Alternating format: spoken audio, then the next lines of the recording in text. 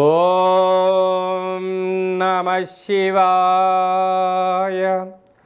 ఓం నమో నారాయణాయ. కర్మ నివారణ కాళభైరవాయ నమో నమః.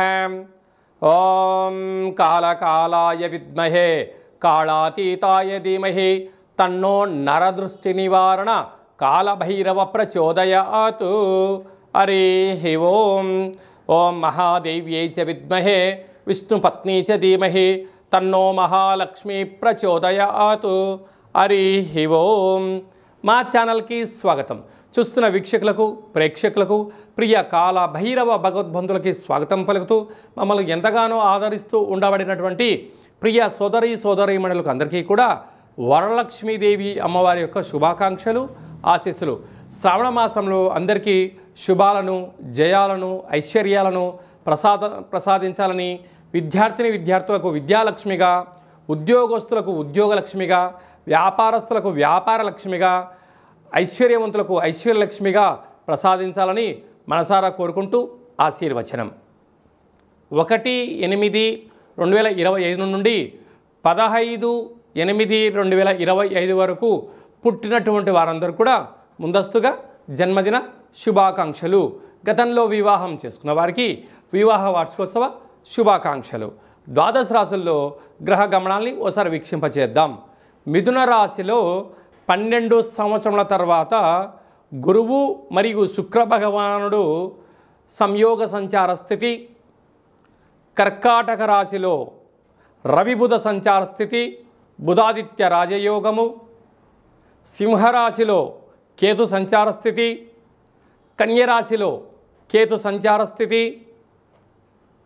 కుంభరాశిలో రాహు సంచార స్థితి, మీనరాశిలో శని భగవానుని వక్రగమన సంచార స్థితితో ద్వాదశ రాశుల్లో గ్రహ గమనాలు ఈ విధంగా ఉన్నాయి. మకర రాశి వారు శ్రావణమాస వరలక్ష్మి వ్రత సందర్భంగా లక్ష్మీదేవి అమ్మవారిని ఎలాంటి వస్త్రాలతో పూజించాలి, ఎలాంటి పుష్పాలతో అర్చన చేయడం వలన ఐశ్వర్యం ఆనందం మకర రాశి వారి సొంతమవుతుందో ఈ వీడియోలో తెలుసుకుందాం.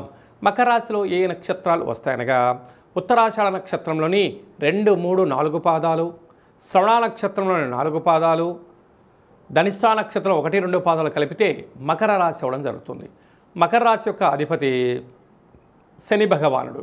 వీరికి 2వ స్థానంలో రాహు సంచారం చేయడం వలన ఎప్పుడూ వీరు ఎదుటి వ్యక్తులు నా గురించి ఏమనుకుంటున్నారో, నా విద్య గురించి, నా ఉద్యోగం గురించి, నా వ్యాపారం గురించి, నాకు ఆదాయ వ్యవహారాల గురించి ఏదో అనుకుంటున్నారని చెప్పి వాళ్ళకు వాళ్ళు మనసులో కుళ్ళుకుంటూ ఉంటారు. కానీ సమాజంలో అలా ఉండదు. ఎప్పుడు కూడా ఎవరికి వారే యమునా తీరే అనే పరిస్థితి ఉండబడిన స్థితి. కారణం ఏమిటి? రాహు అక్కడ సంచారం చేయడం వలన ఒక మాయను సృష్టిస్తుంటాడు.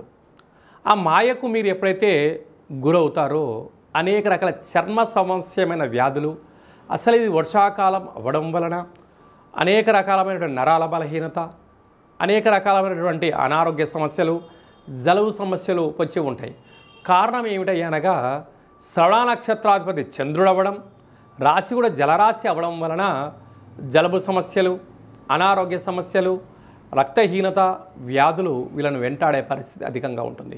కనుక గోరువెచ్చని ఆహారము, మనశ్శాంతి, ముద్ర, సూర్య నమస్కారం, సూర్యాసనాలను చేయగలడం, మనోధైర్యము, మెడిటేషన్ లాంటివి చేయడం వలన మనోధైర్యం చేత అద్భుతమైన యోగము మకర రాశి వారి ఆరోగ్యము వారి చేతుల్లో ఉంటుందని చెప్పి కూడా గమనించగలగాలి. అలాగే తృతీయంలో శని భగవానుడు ఉండడం వలన తల్లిదండ్రుల మాట, గురువుల మాట, పెద్దవారి మాట సత్ప్రవర్తనగా మీరు ఉండగలిగినట్లయితే మంచి కాలము, బంగారు భవిష్యత్తు రాబోయే కాలం అంతా మీదే అని చెప్పి కూడా గమనించాలి.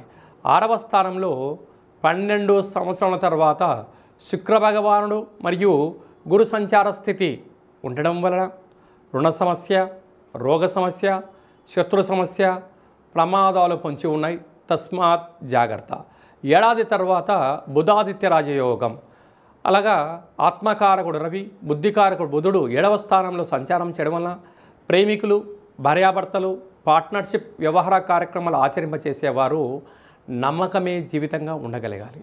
ఒకరిపైన ఒకరు అపవాదులు వేసుకోవద్దు. నమ్మకంగా ఉండండి, ధర్మబద్ధమైన జీవితాన్ని పొందండి, ఆనందకరమైన జీవితానికి స్వాగతం పలికి మానవ ప్రయత్నం అన్నా చేయండి. అష్టమంలో కేతు సంచార స్థితి ఉండడం వలన చిన్న చిన్న విషయాలను మనసు మీదకి తీసుకోవద్దు. చిన్న ఆవగింజను బుద్ధద్దంలో చూస్తే అది గుమ్మడికాయలా కనపడుతూ ఉంటుంది. దయచేసి అలా చూడడం మానేసి ఎవరైనా ఏదైనా చెప్పారు మంచి అయితే స్వీకరించండి, చెడైంది మాట్లాడొద్దు, మౌనంగా ఉండండి. ఆ యొక్క గండాన్ని మీరు తప్పించుకునే మానవ ప్రయత్నం అవుతుందని చెప్పి కూడా గమనించాలి. అలాగే భాగ్యస్థానంలో కుజుడు, భార్య పైన భర్త, భర్త పైన భార్య ప్రేమానురాగాలుగా ఉండగలగాలి. వీరి యొక్క పుట్టినరోజులు కానీ, మ్యారేజ్ డేలో కానీ, ఇటు కుటుంబ సభ్యులతో కానీ, అటు కుటుంబ సభ్యులతో కానీ మీరు ప్రేమానురాగాలుగా ఉండగలిగితే సంపూర్ణమైనటువంటి గృహంలో ఐశ్వర్యం, ఆనందం మకర రాశి వారి సొంతం అయ్యే పరిస్థితి ఉంటుంది.